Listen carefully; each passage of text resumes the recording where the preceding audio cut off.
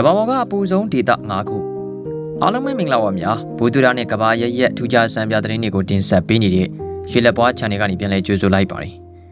ကဘာပေါ်မှာအပူချိန်အမြင့်ဆုံးကြောက်တတ်တဲ့နေရာတွေကမိုးကောင်ရေရှားပြီးတော့တဲကနာဒေသလိုပူပြင်းလွန်းတဲ့နေရာတွေနဲ့ပြည့်နေနေတာဖြစ်ပါတယ်နောက်ပြီးတော့အဲ့ဒီဒေသတွေမှာနေရာသီဆိုတာနဲ့အမြင့်ဆုံးအပူချိန်အနေနဲ့45 degree Celsius 113 degree Fahrenheit ထက်ပိုပြီးတော့မြင့်တက်လေရှိသလိုဒီကနေ့မှာဆိုရင်တော့50 degree Celsius 122 degree Fahrenheit အထိကိုရောက်ရှိတတ်တယ်လို့သိထားရပါတယ်ကမ္ဘာပေါ်ကအပူဆုံးဒေသများလို့ပြောလိုက်ရင်လူကြီးမင်းတို့အရင်ဆုံးပြည့်မြင်မိကြမှာကတော့အာဖရိကတိုက်ကိုပါဟုတ်ပါတယ်အာဖရိကဒေသတွေကကမ္ဘာပေါ်မှာအရန်ကိုပူပြင်းလာတဲ့တေကနာကြီးတွေတည်ရှိပြီးတော့လူကြီးမင်းတို့ TV မှာပဲမြင်မှုသလိုမျိုးပူပြင်း6သေးတဲ့နေအောင်ကြီးရဲ့တံကိုအလူလဲခန်းစားနေတဲ့ဒေသတွေအများကြီးပဲရှိလို့နေပါရီအဲ့မျိုးတွေကဘယ်ဒေသတွေဖြစ်မလဲဆိုတာကတော့ဗီဒီယိုလေးကိုအဆုံးထိလိုက်ပါကြည့်ရှုပေးကြဖို့ပြောကြားလိုက်ခြင်းပါရီဓမ္မဆုံးအနေနဲ့ကတော့အစီအစဉ်လေးမစတင်ခင်မှာထူးခြားစံပြတဲ့ကဘာတလွားကစိတ်ဝင်စားဖွယ်ရာဗီဒီယိုလေးတွေကိုတင်ဆက်ပေးနေတဲ့ကျွန်တော်ရဲ့ရွှေလက်ပွား YouTube channel လေးကို subscribe လုပ်ပေးထားကြဖို့ပြောဆိုခြင်းပါရီနံပါတ်5ဒါလို့အီသီယိုးပီးယားနိုင်ငံဒါလိုဒေသကကဘာကအနိုင်ဆုံးနေရာတစ်ခုဖြစ်တယ်လို့သိရပါတယ်ဘယ်လဲမျက်နှာပြင်အောက်116မီတာမှာတည်ရှိတဲ့ဒါလိုဒေသကမီတောင်ချော်ရီအိုင်နေလဲတည်ရှိတာဖြစ်ပါတယ်ဒါလိုဒေသကကဘာပေါ်မှာရှိတဲ့ထင်ရှားတဲ့ချော်ရီအိုင်တည်ရှိရာနေရာတွေကတခုဖြစ်ပြီးတော့ကဘာပေါ်မှာအပူဆုံးနေရာတွေကတနေရာလေးဖြစ်ပါတယ်နောက်ပြီးတော့စူပါဒေသမှာအထူးခြားပြီးတော့အက်ဆီဒက်မြင်မာတဲ့ချော်ရီတွေတွေ့ရှိရသလိုဟဝါအနီအစိမ်းလိမ်မော်စားတဲ့အယောင်တွေနဲ့ပြည့်နေနေတာလည်းတွေ့ရပါတယ်ဒါလိုဒေသရဲ့ပြန်မြအပူချိန်က30 degree Celsius 93 degree Fahrenheit ထိရှိပြီးတော့တစ်နေ့ပတ်လုံးအပူချိန်မြင့်မားတဲ့ဒေသတစ်ခုလည်းဖြစ်ပါတယ်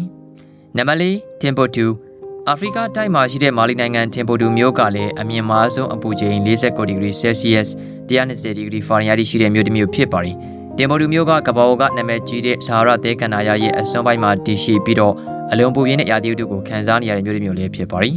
နံပါတ်3 Fanny Creekအမေရိကန်နိုင်ငံမှာတည်ရှိတဲ့ Fanny Creek ဆိုတဲ့ဒေသကမယနာချိုင်ဝမ်လိုတဲ့လူသိများကြတဲ့နေရာတစ်ခုဖြစ်ပါတယ်အဆိုပါဒေသရဲ့အမြင့်ဆုံးပူချိန်ကဆိုရင်တော့1913ခုနှစ်ကမှတ်တမ်းနေအရတော့56.9 degree Celsius 130 degree Fahrenheit မြင့်တက်ခဲ့တာလည်းတွေ့ရမှာဖြစ်ပါတယ်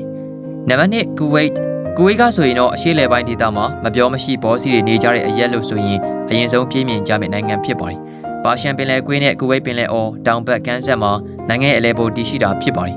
ဒါပေမဲ့ကူဝိတ်မြို့ကနေရာရောက်ရင်တော့အပူချိန်50 degree Celsius 122 degree Fahrenheit ထိမြင့်တက်ပြီးတော့အရန်ကိုမှာပူပြင်း6တိတဲ့ရာသီဥတုကြောင့်နာမည်ကြီးတဲ့မြို့လည်းဖြစ်ပါတယ်နံပါတ်1ကန်ဟတ်ဆန်မြို့အိန္ဒိယ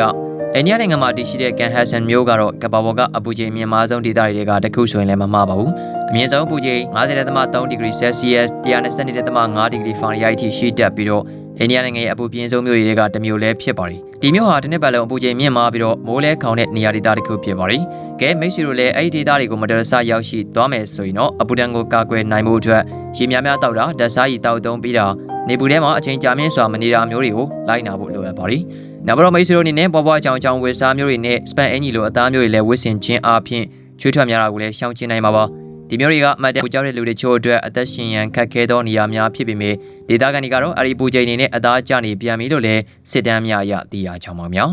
အစုံထိလိုက်ပါကြည့်ရှုပေးကြလို့အားလုံးကိုကျေးဇူးတင်ပါတယ်